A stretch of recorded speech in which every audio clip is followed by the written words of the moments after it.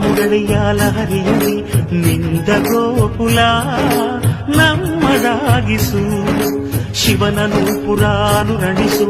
ಆ ಕೈಲಾಸವ ಕಣ್ಣ ತುಂಬಿಸು ಸೌಂದರ್ಯವೆಲ್ಲ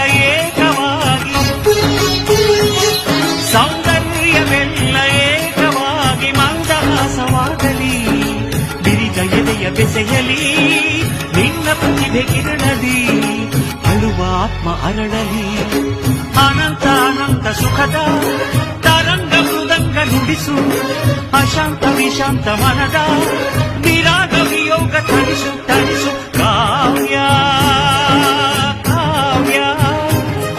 ಅಮೃತ ಉಣಿಸು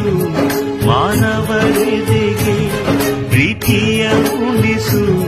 ದಾನವರೆದೆಗೆ